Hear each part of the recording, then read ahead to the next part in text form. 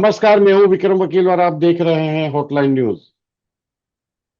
Israel ने Iran के ऊपर जो हमला किया उसका जवाब भी ईरान ने दिया और काउंटर अटैक पहली बार हुआ इसराइल के ऊपर। जो हमास के साथ आई थिंक करीब करीब 1.5 साल से जो उनका युद्ध चल रहा है, इसमें इतनी तबाही नहीं हुई इसराइल की जितनी ये ईरान ने जो ड्रोन से काउंटर रॉकेट से हमला किया।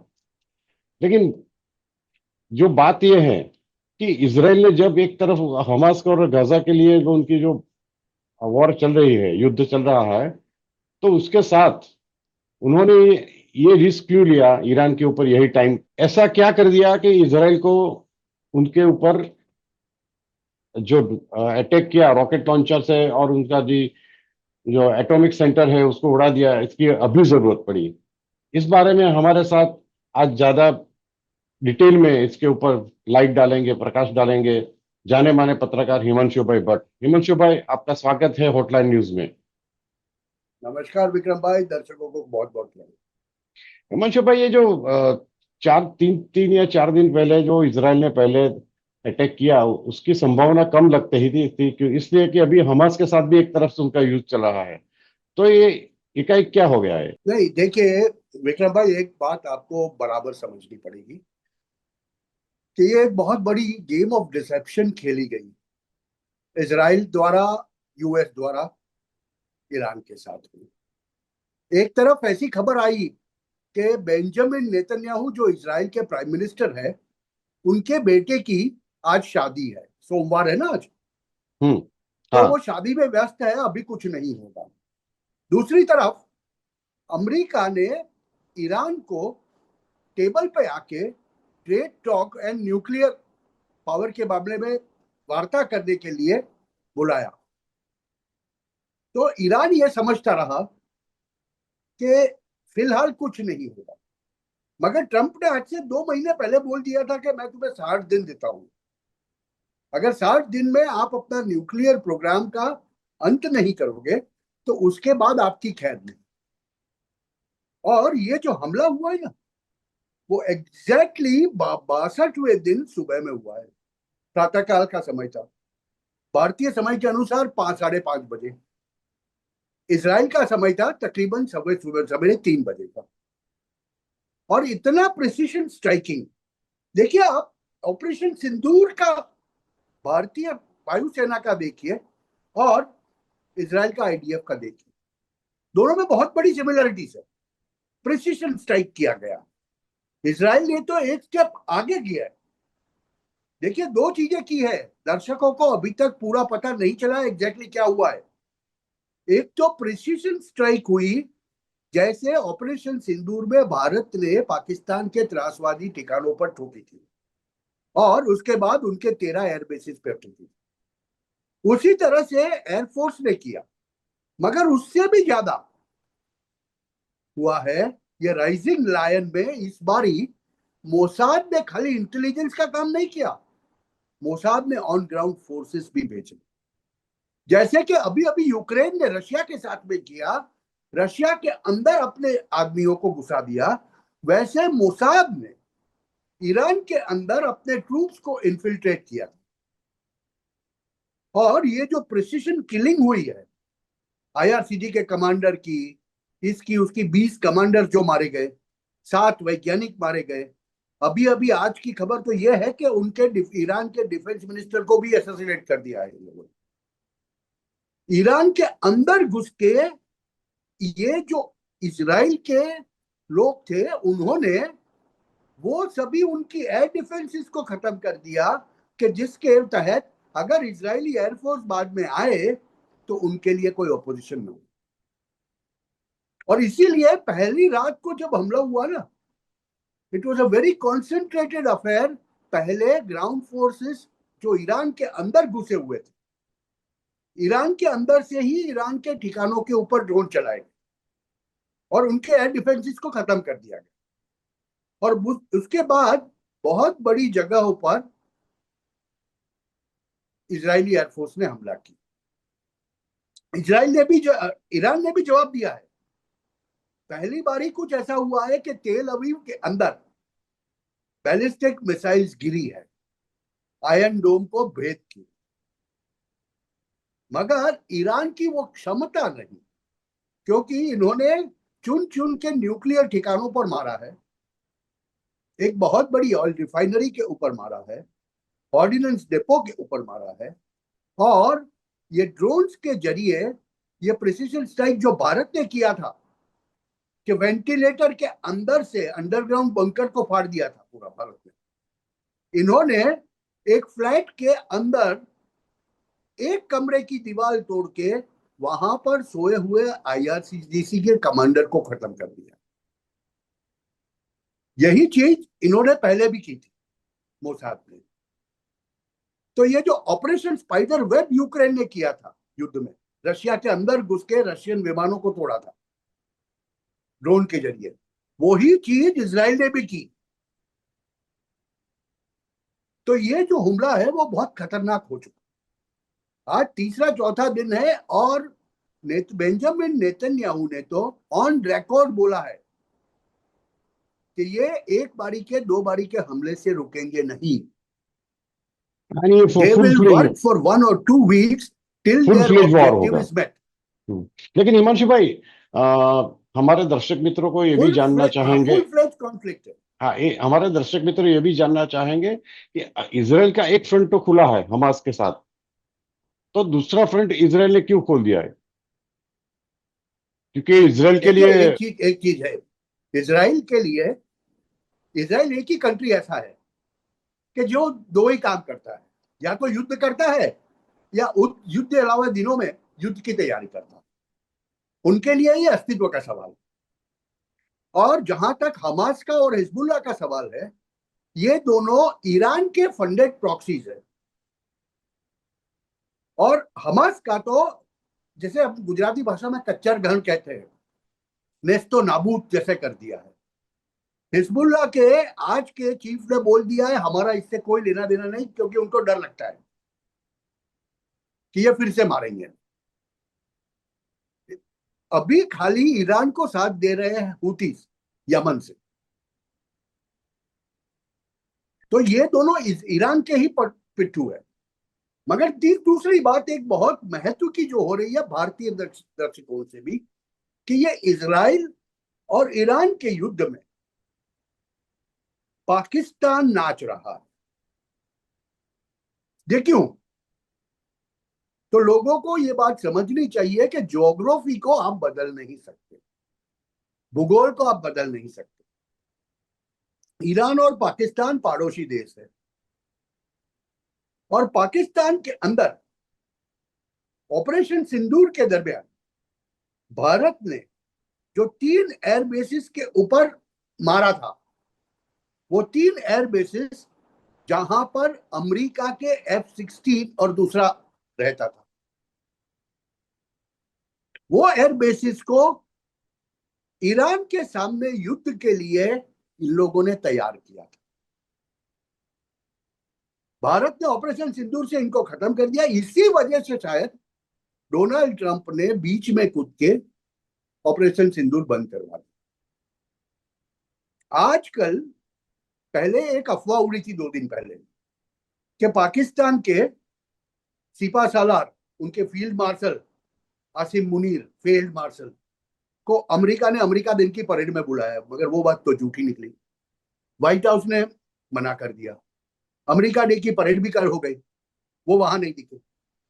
आसिम मुनीर को वहां बुला के बिठा दिया गया है। सोशल मीडिया में एक बात ऐसी भी चल रही है कि आसिम मुनीर ने ईरान के मिलिट्री ऑफिसर को, ईरान के जो उनके काउंटर पार्ट है, उनको एक घड़ी भेज दी थी। और वो घड़ी क्यों दी थी? वो घड़ी पहन के जहां भी जाए वहां से वो मॉनिटर करते थे। तो ये ईरान का आईआरसीजीसी का आर्मी जनरल ये जगह पर है, वो उससे पता चलता, वो घड़ी से, जीपीएस से। तो पाकिस्तान की तो दोनों तरफ से बात लगी। अभी एक तरफ अमेरिका यूज करना चाहता है पाकिस्तान के एयर बेसिस को, दूसरी तरफ ईरान की नजर में आ गया ये। और ईरान ने तो सीधा बोला है वो ईरान की वो ताकत नहीं है कि वो कंसिस्टेंटली जैसे इजराइल हमले करेगा 2000 किलोमीटर दूर से, वैसे वो 2000 किलोमीटर दूर से हमले नहीं कर पाएगा रोज के रोज इतनी बड़ी मात्रा में। तो उन्होंने तो धमकी दी है कि मिडिल ईस्ट के अमेरिका के जो भी बेसिस है उसको हम नाश कर देंगे। तो फिर वो सऊदी अरेबिया में हो, कतार में हो, ओमान में हो, दोहा में हो, ओमान में हो, उसके ऊपर वो हमले करेगा।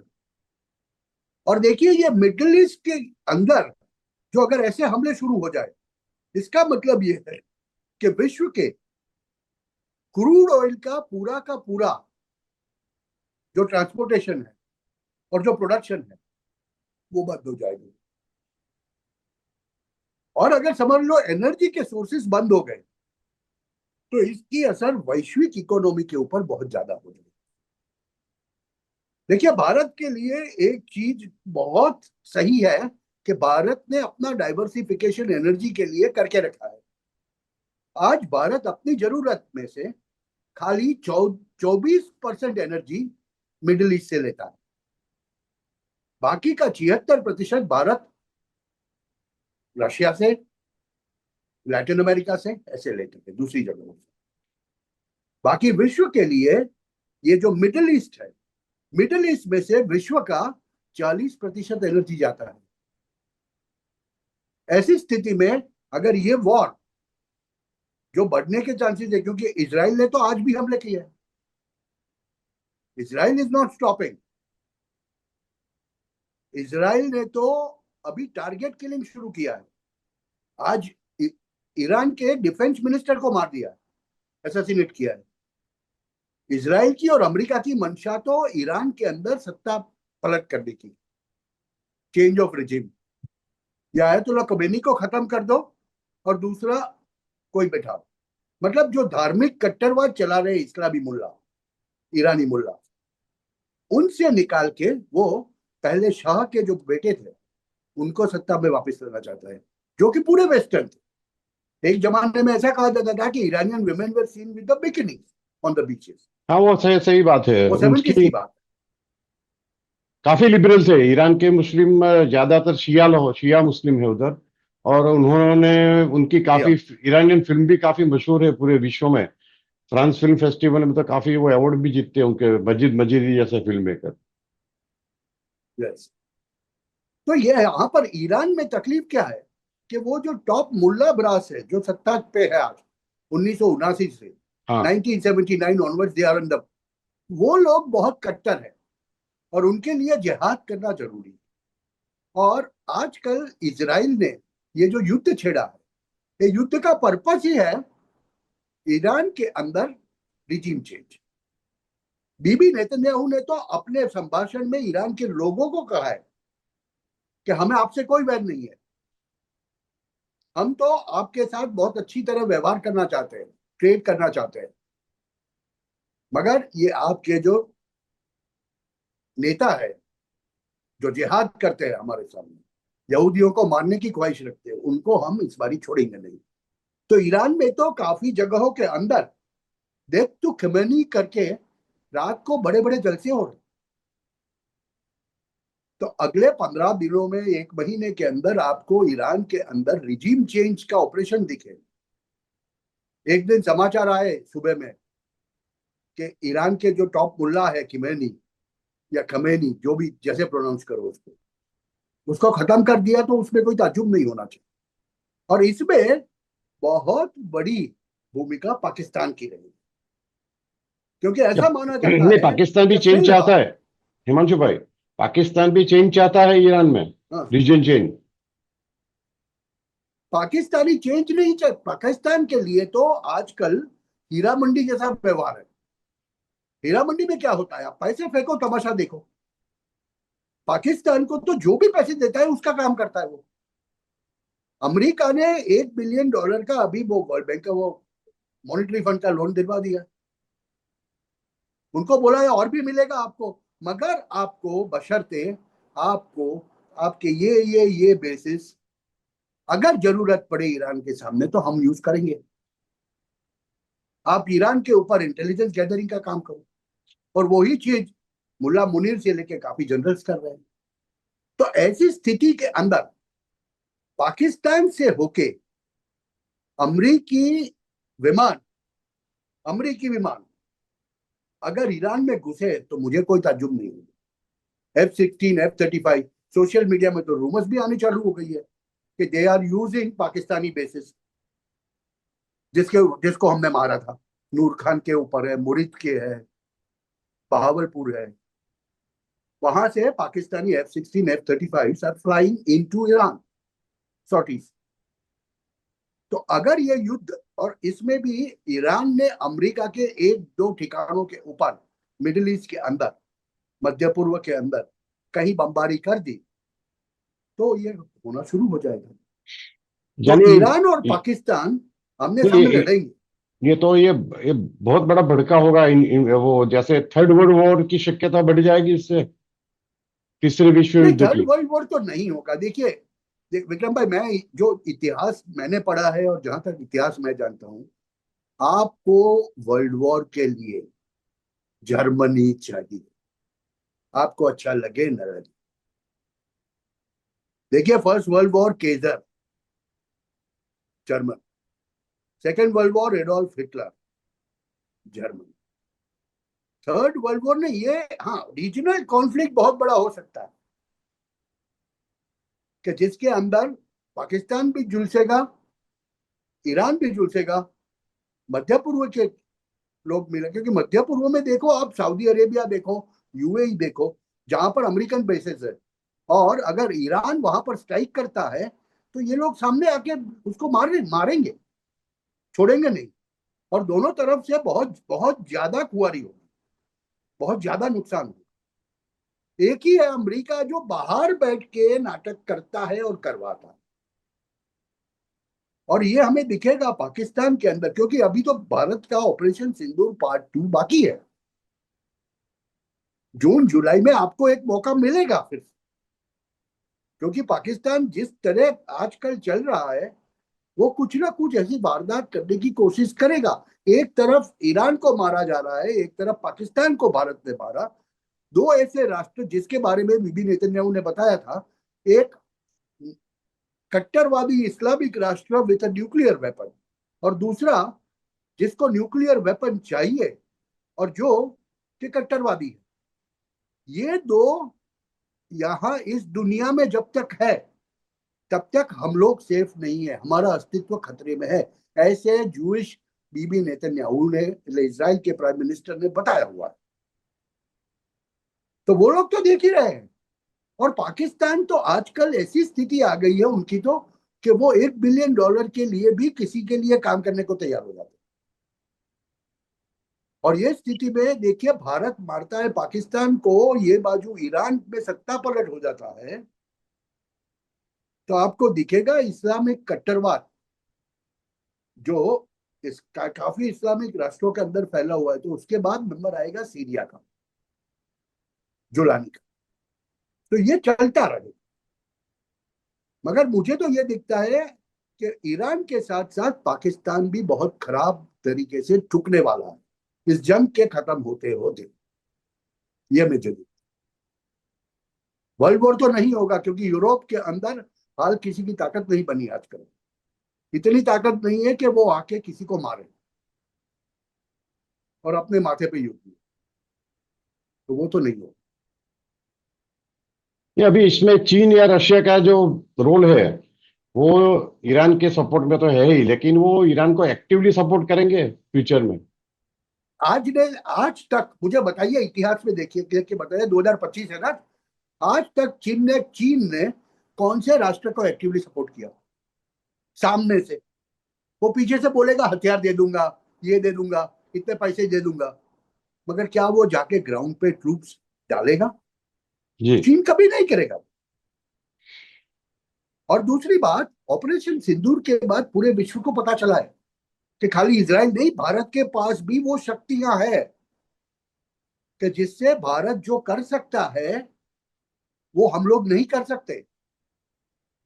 और जहां तक रशिया का सवाल है, रशिया विल सपोर्ट ईरान। कि आजकल भी रशिया ईरानियन ड्रोन्स को लेके यूक्रेन के साथ में युद्ध में लड़ता, मगर वो रेसिप्रोकेशन में मदद होगी। रशिया भी बोलेगा कि हमारे ये हथियार ले जाओ। एक्टिवली रशिया उतर के, जमीन पे उतर के सपोर्ट नहीं करेगा, जैसे आजकल यूएसए कर रहा है। इजराइल को पीछे से सब कुछ दे रहा है, मगर आज तक वो ऑन ग्राउंड नहीं आया। वो ऑन ग्राउंड कब आएगा कि अगर ईरान ने गलती कर दी और मिडिल ईस्ट के अमेरिकन बेसिस या इराक के अमेरिकन बेसिस के ऊपर बमबारी कर दी, क्योंकि अमेरिकन कॉन्सुलेट ने 4 दिन पहले ही अपने सब नागरिकों को वापस बुला लिया। That will be an attack on USA. Then USA will get activated. USA ने आज 2 अपने जो युद्ध जहाज जिसको बोलते हैं, they both have been moved to Gulf. 2 जहाजों को भेज दिया है, विमान वाहक जहाज। अगर 2 विमान वाहक जहाज, मतलब ईरान की कल्पना में ना आए उतने एयरक्राफ्ट पूरी ईरानियन स्काई को ये एयरक्राफ्ट भर देंगे। ईरान के पास एयरफोर्स तो है ही नहीं।